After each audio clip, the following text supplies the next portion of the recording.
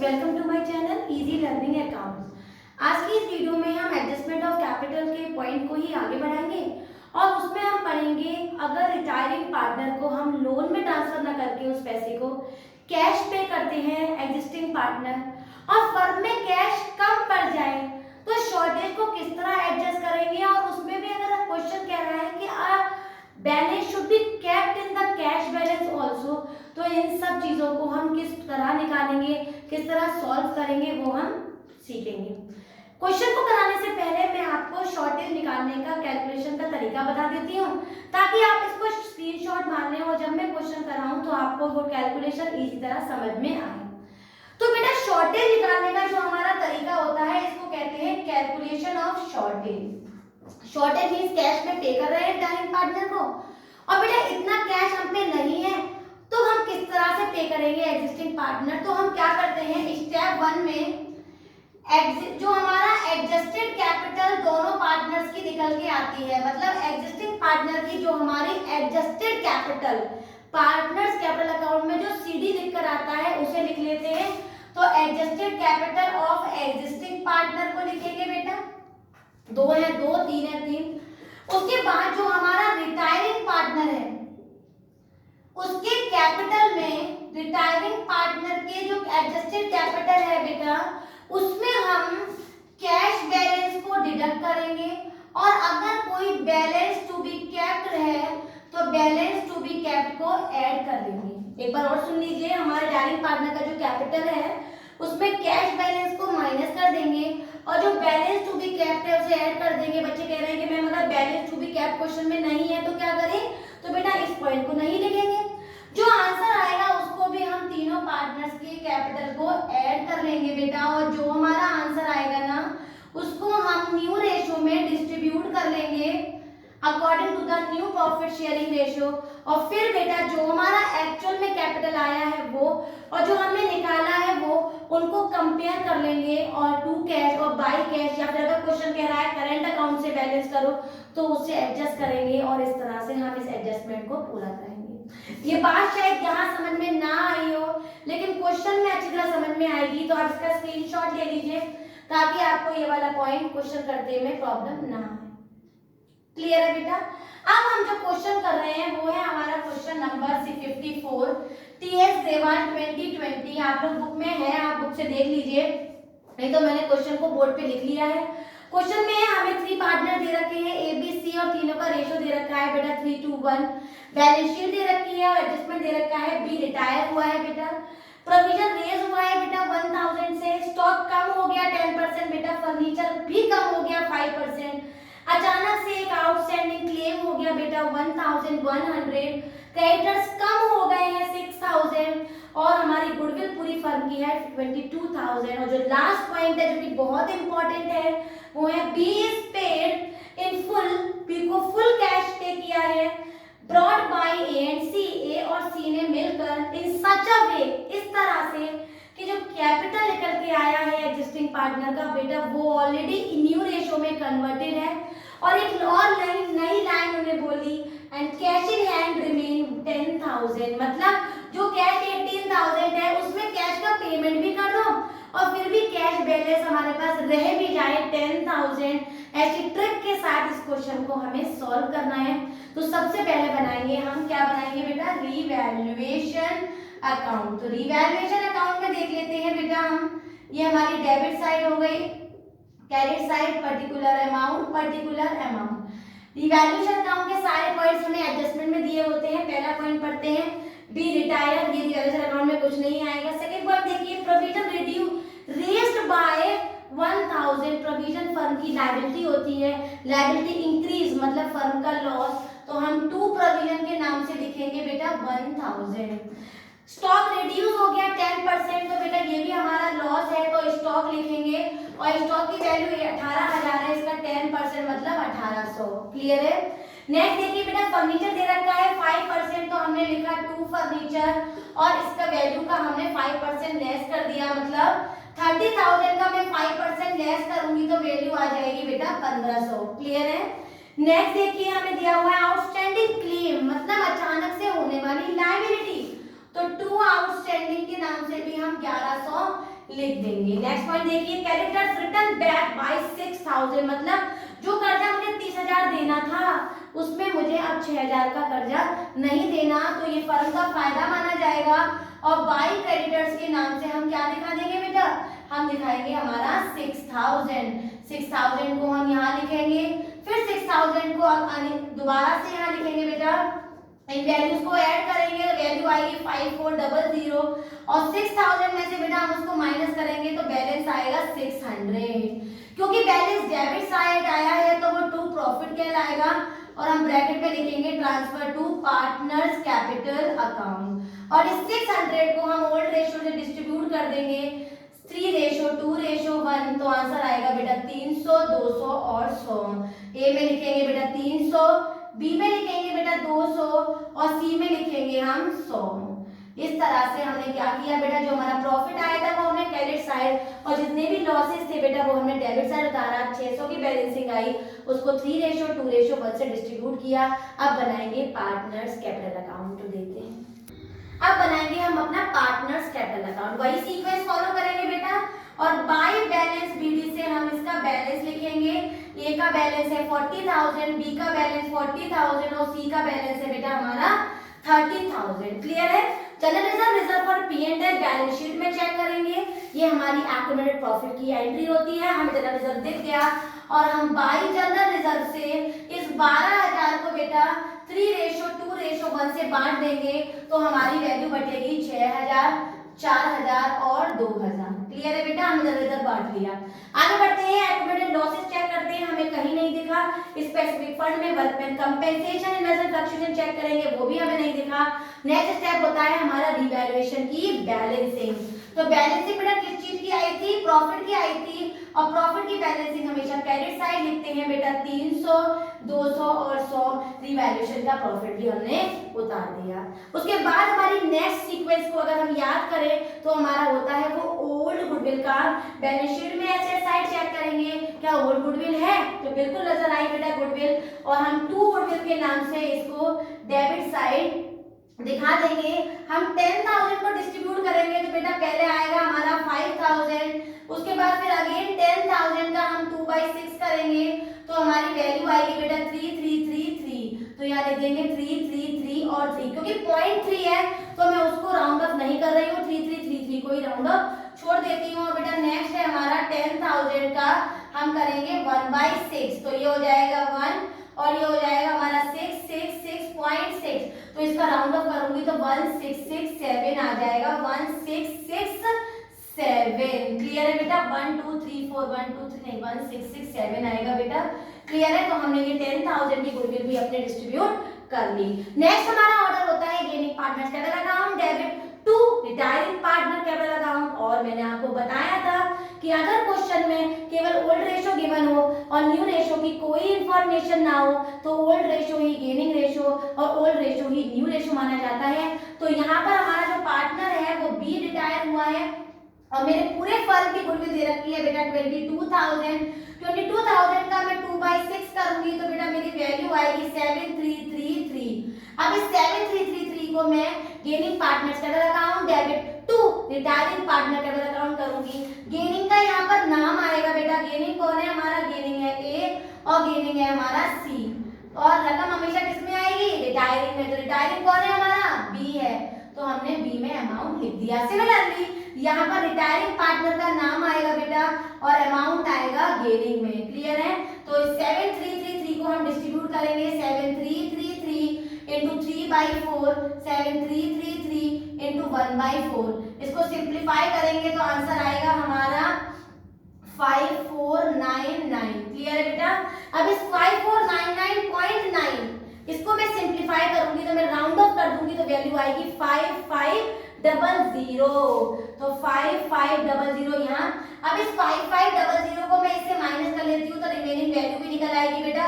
मेरी remaining value आएगी 1833। तो 1833 मैंने किधर लिख लिया, सी के कॉलम में लिख दिया। याद रखिएगा, गेनिंग का नाम अमाउंट रिटायरिंग में, रिटायरिंग का नाम अमाउंट गेनिंग में। ये ऑर्डर याद रखेंगे तो ये एंट्री हमेशा करेक्ट एकदम होगी।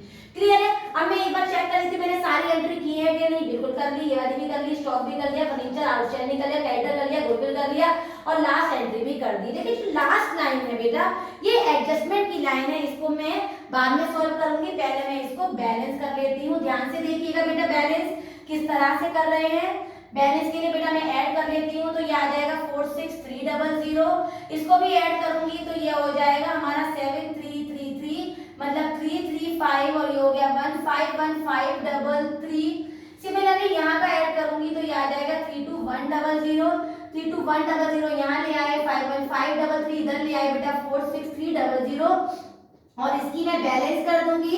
याद रखिएगा, बी पार्टनर का वैल्यू अलग से दिखाएंगे क्योंकि उसको कैश पे कर दिया है, तो मैं 20 कैश के नाम से उसकी अमाउंट अलग से दिखाऊंगी क्योंकि वो हमारे सीडी में नहीं आएगा, क्योंकि बैलेंस सीडी में हमेशा वो अमाउंट आता है जो पार्टनर एग्जिस्ट कर रहे हैं अभी, क्योंकि ये अमाउंट हमारा बैलेंस शीट में जाके नोट हो जाता है। क्लियर है?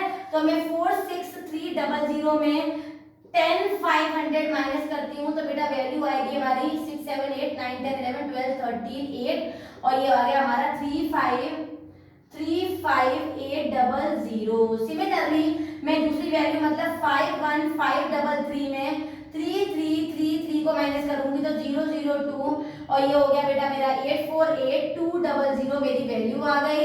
और थर्ड वाले को भी इस तरह से बेटा मैं बैलेंस करूंगी तो वैल्यू आएगी 005 और क्या लिया है 1, मतलब 3500 को माइनस करना है बेटा, तो मेरी वैल्यू आ जाएगी 006 और ये हो गया हमारा 11, ये आ गया हमारा बेटा 4 5 6 7 8 9 10 11 और ये हो गया 28600।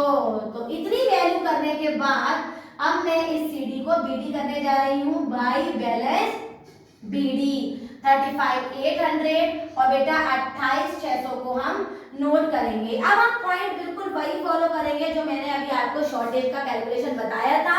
मैंने पहले स्टेप में क्या बताया था बेटा, we have to firstly write the adjusted capital of existing partner। तो एस का कैपिटल कितना है बेटा हमारा 35800, हमारे सी का कैपिटल कितना है बेटा 28600 और बी में एडजस्टमेंट करेंगे। बी के कैपिटल में हम कैश के बैलेंस को माइनस करेंगे और बैलेंस टू बी कैप को ऐड करेंगे। तो बी का कैपिटल कितना है हमारा 48200, इसमें कैश को माइनस करेंगे तो हमारा 18000 माइनस हो जाएगा और वैल्यू आएगी हमारी 30200। अमाउंट टू बी कैप्ट कितना है बेटा 10000, तो वैल्यू आ जाएगी 4200। इन तीनों को ऐड करेंगे बेटा और वैल्यू हो जाएगी हमारी, ये हो गया 7 और 7 14, 15 16 का 6 क्या लिया है 1 9 और ये 14 का 4 क्या लिया है 1, ये हो गया हमारा 5 7 8 9 10।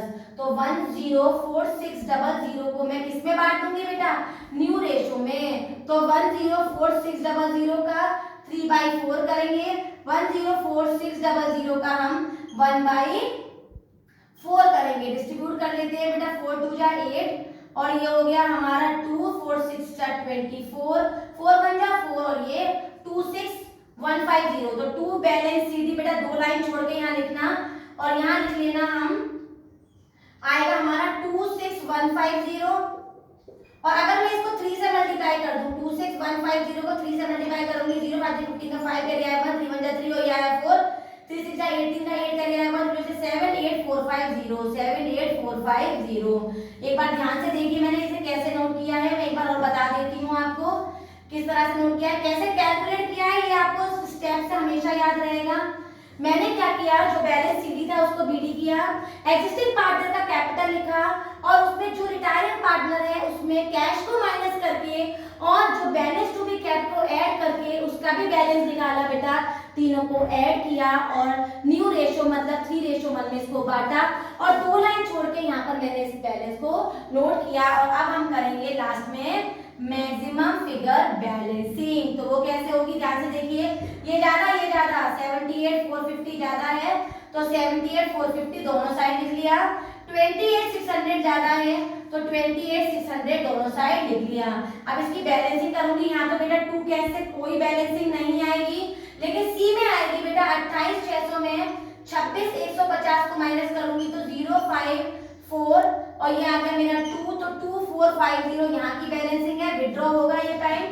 और इधर सरप्लस का पॉइंट आएगा कैसे, 78450 में से 35800 को माइनस करूंगी तो 0 5 और ये आ गया हमारा 9 10 11 12 13 14, ये आ गया 6 और 7 में से 5 गया 2 और ये आ गया 4 42650 42650, ये आ गया हमारा बाय कैश और ये अमाउंट आ जाएगा हमारा ए का। क्लियर है बेटा।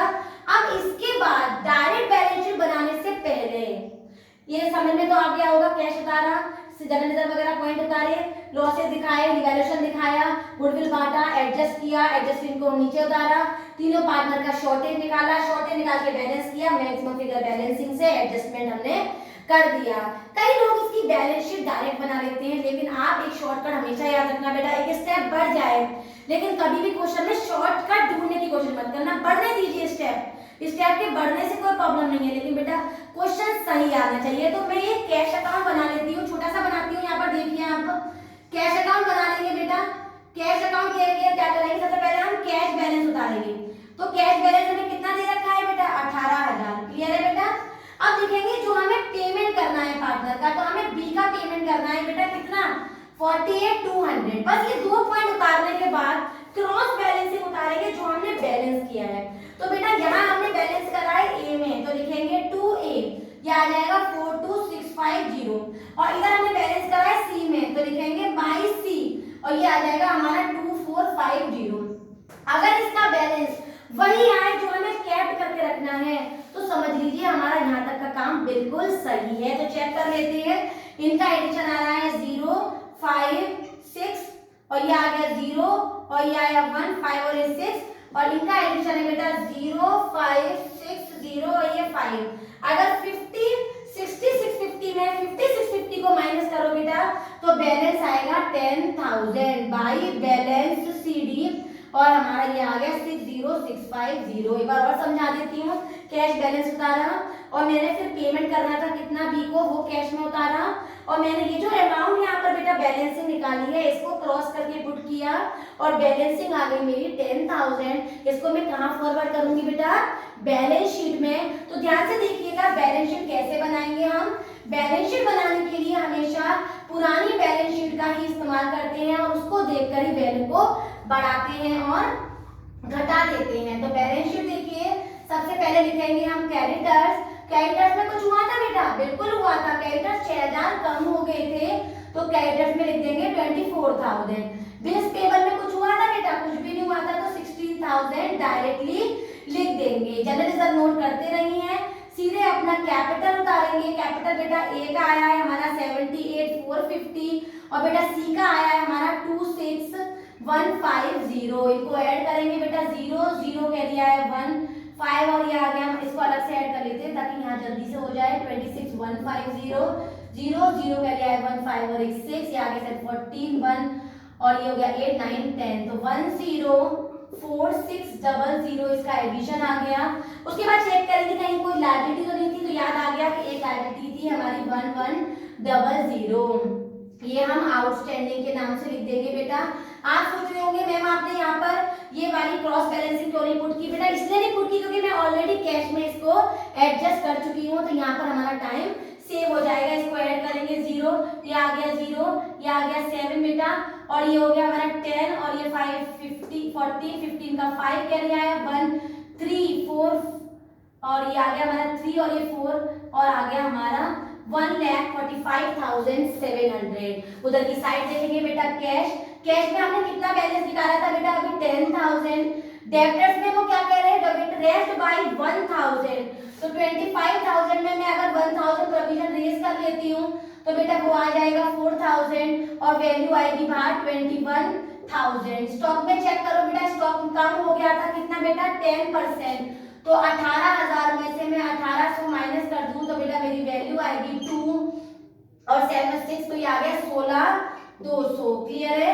नेक्स्ट देखिए बेटा फर्नीचर। फर्नीचर में क्या हुआ था, फर्नीचर 5% कम हो गए थे, मतलब 1,500।